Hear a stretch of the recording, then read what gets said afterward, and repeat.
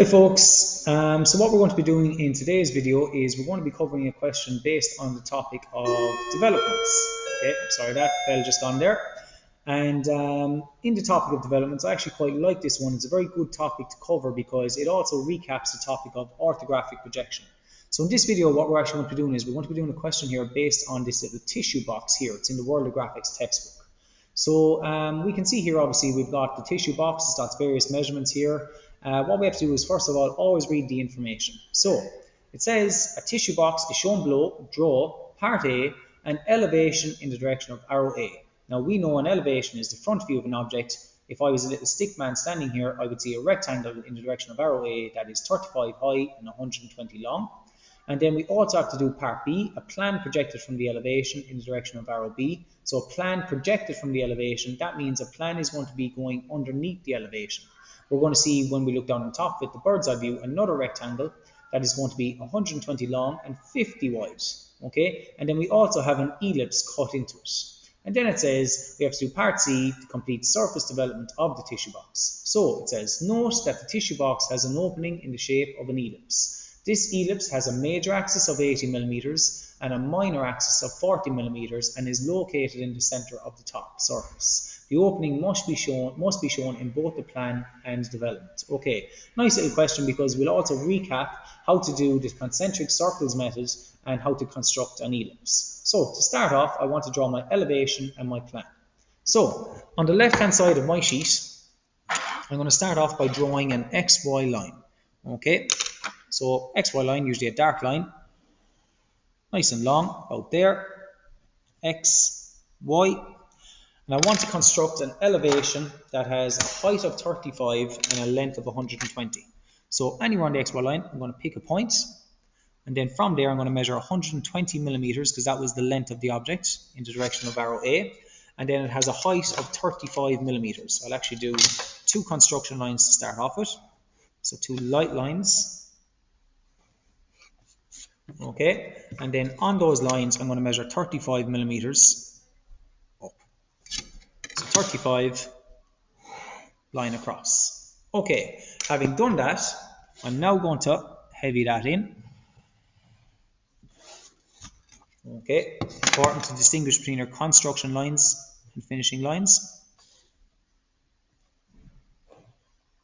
So there is my elevation completed, part A done.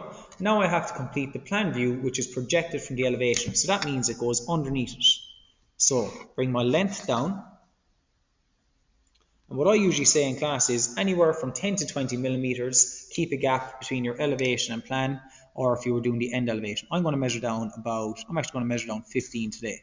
So from the XY line down, I'm going to measure down 15 millimeters, and that's where I'm going to start my plan. Now, from that mark there then, if we come back to our drawing here, we can see that the width of the object is actually 50 millimeters. So from there, I'm going to measure down 50 millimeters. So from that line, mark down 50. And there we have it. That there is what I have to heavy in for my plan. Okay. Now, before we get on to the surface development, okay, we have to draw in the ellipse. Okay. Now, first of all, it said the ellipse is right in the middle, okay, here when we're looking down in the bird's eye view. So how could I find the middle? Well, a couple of ways. The length of it is 120, so half of 120 is 60. Okay, so I could do a line 60, and then it's obviously 50 wide, so I can measure up 25. A very easy way to find it though is, anytime you have a rectangle or a square, if you join the diagonals, it'll actually help you locate the middle. Now that I've found the middle, it's right there. Okay, by joining the diagonals, I'm now just going to do a line across and a line upwards. The reason being is because I'm going to draw in my major and minor circles. So I have two light lines done there now. So it tells us here the major axis is 80, the minor axis is 40. Okay, so helpful to me here, if the major axis is 80 millimeters, the whole length of the major axis is 80, then the radius is 40. So from the middle, I'll measure out 40. The minor axis is 40, that means the radius is 20. So I'll measure out as far as 20. So 40 and 20, and from those 2 points there, I'm going to draw my major and minor circle. So using my compass here, And these are construction circles, so they're meant to be nice and light. There I've got my 2 circles. Now, concentric circles method, what we're going to do is we're going to split the circle up into 30, 60 degrees. 30 degrees to the left and right, 30 degrees to the left and right the other way, 60 degrees, and then 60 degrees as well. Okay, method here then. Okay, we've actually got some points on the ellipse already. At either end of the major axis, which is the line going this way, are 2 points on the ellipse. At either end of the minor axis, which is this one, I've got 2 points as well. Now the ellipse is going to be going in that direction. Okay, I need to find points on it. So if we just take this 30-degree line here, okay, that 30-degree line cuts the minor circle here and the major circle here. Where it cuts the minor circle, we go parallel to the major axis. Okay, so that means I'm going to go left. And then where it cuts the major circle, I'm going to go parallel to the minor axis. The minor axis is going up and down, so I'm now going to go up. Where those 2 lines cross each other has identified to me a point on my ellipse. Okay, I use that principle the whole way around. So wherever it cuts the minor circle, I go left, and then this one I'm going to go right. This one here. I'm going to get all those points now at the bottom half. Wherever it cuts the major circle, I go up parallel to the major axis, or to the minor axis, sorry. And you can see then I've located a point, and a point. Okay, now what I want to do is I want to get the points on the top half. So anywhere it cuts the minor circle, go parallel to the major axis. And then anywhere it cuts the major circle, one of those lines, go parallel to the minor axis. So in this case, I'm going down.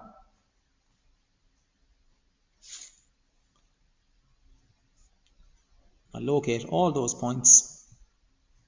Now that I've located all of those points, I sketch in my ellipse by connecting them, like join the dots. But you want to make sure that the curve is nice and smooth. So I kind of sketch it in lightly first. Make sure my path is I'm happy with my path and my sketching. I'm happy with that. What often students might do is they might go outside and come back in. If you do that, I'd advise you to rub it out. You'd lose marks on a test for that. Just for your presentation. There we go. I've got my ellipse drawn there. Now I'm going to heavy it in as best I can. Try and go on one continuous path.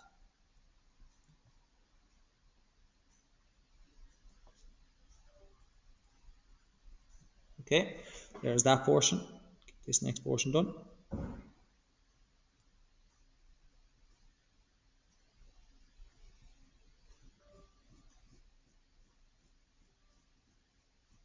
There's the bottom half. Get the other half of it done now. Just take a little bit of care. In the last quarter.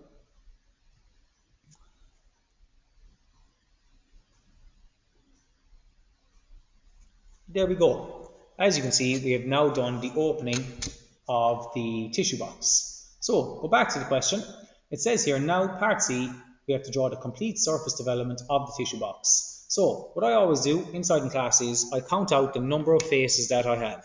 Okay, now it is a 3D prism. So what I'm actually going to do is I have a base, okay, of the base of it, which is going to have the same shape as this. I have the top of it, which is obviously going to have the same shape as this, only the top will have the opening of the ellipse. I've obviously got 2 sides here, and I've got the front and the back as well.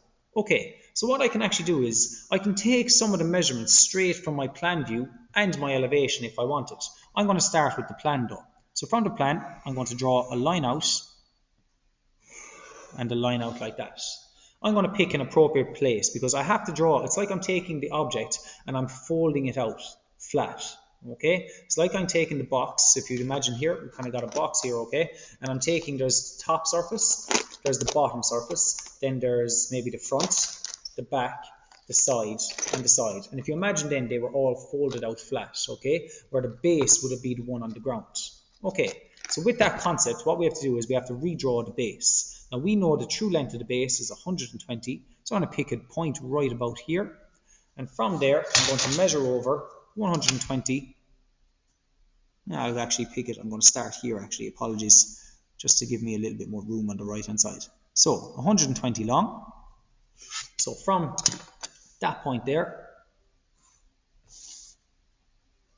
I have now drawn the base. That is where the base is. I'm just going to write it in there. You don't have to, obviously, in a test, but just for explanation purposes in this video, I have now drawn the base. Okay. Now, attached onto the base would not be the top. Okay, that's the base. Attached onto the base would not be the top, because you can see here it's clearly either the front, the back, the side, and the side before it gets to the top.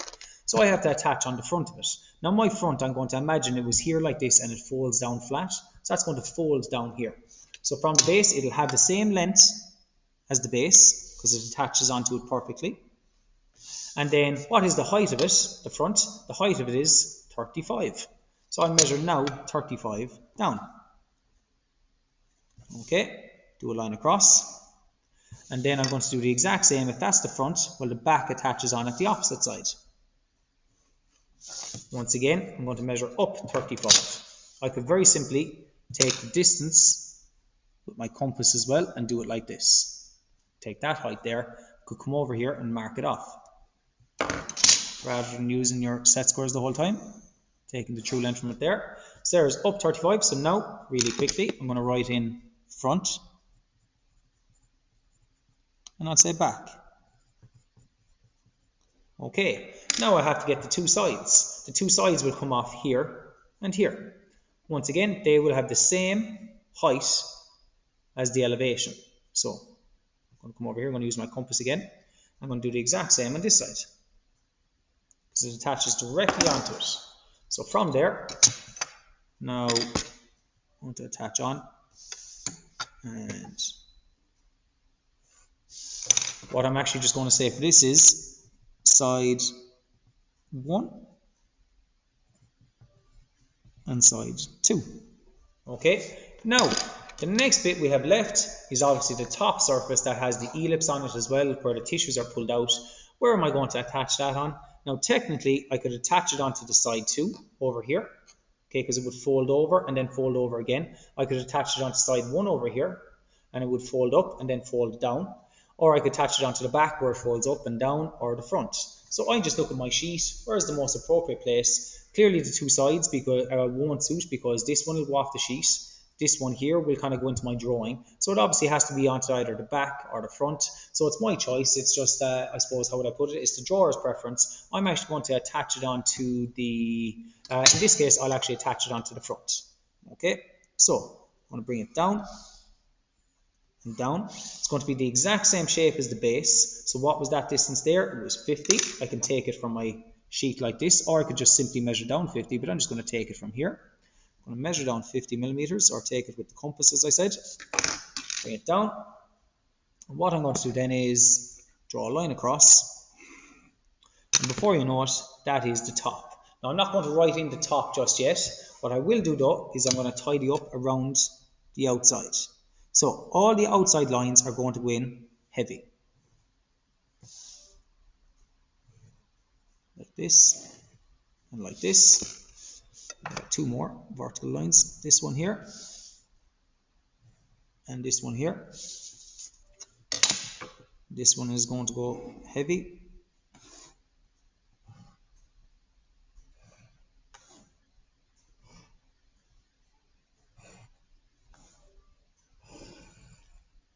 Okay, so we've done all the outside. Now anywhere that it would actually attach onto another one, if you take the base here is attached onto the front, I don't do a heavy line. What I do is I do a dotted line like this. Okay, take a little bit of care and time over it. What these dotted lines are to signify is what they're called is a folds line. Okay, if you imagine it's kind of like a perforated edge, obviously where the front connects onto the top, I'll do another one. Try and keep it as neat and tidy as you possibly can. Okay, I've got another one up here for the base is attached onto the back.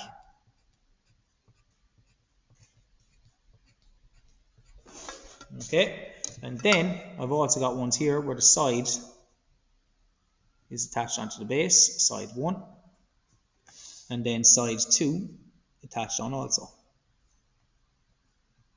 And there we go. Now, sorry guys, the lights are just going out there. Just going to move around, get them going again. Okay, now the last little bit is very similar, like we did over here. We once again have to draw our ellipse onto the top surface. So I'm going to show you another way that we could get the middle now.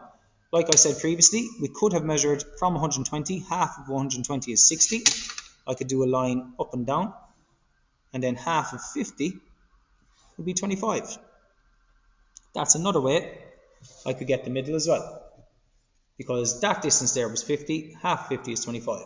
Now, what I want to do is, from the middle there, I'm going to do a line like that.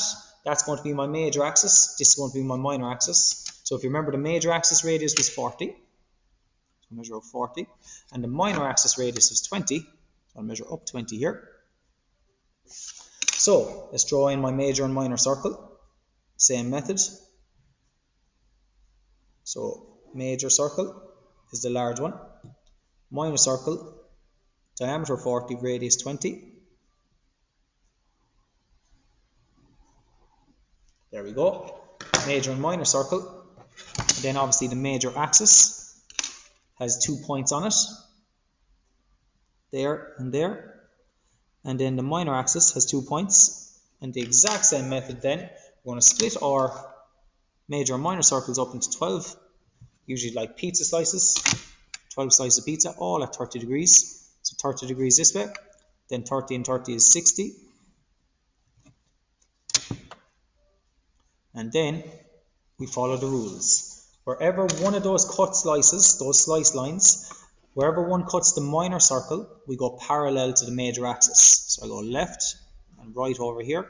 I'll do the same underneath, left and right.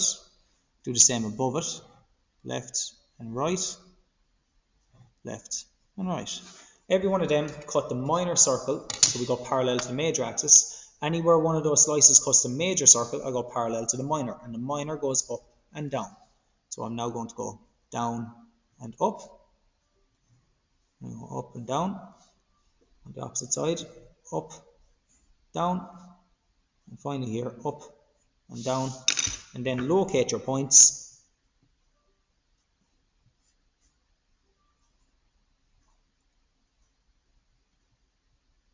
And there we go. All those 12 points are going to help me now construct my ellipse. I'm going to go nice and quick, get this video done. At this point, obviously, if you have it done, turn it off, because you get the idea of the question. There you go. Now, as best I can, one smooth motion as best you can. Marks for presentation. Very important, especially on a junior cert exam.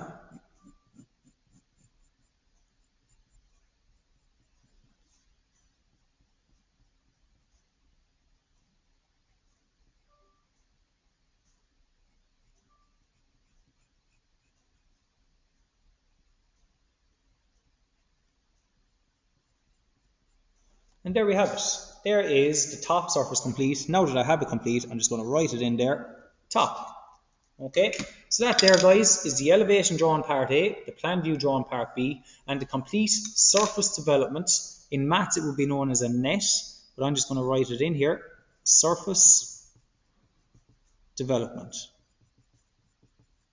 Okay, and all we used was the measurements that they gave us. It is essentially made up of 6 rectangles. The base and the top are the same, the 2 sides are the same, and then the back is the same as the front, and they're all attached on. And then obviously the top had this opening here where the tissues are pulled out in the shape of an ellipse. Okay, hope you found it helpful, guys. That is the video complete.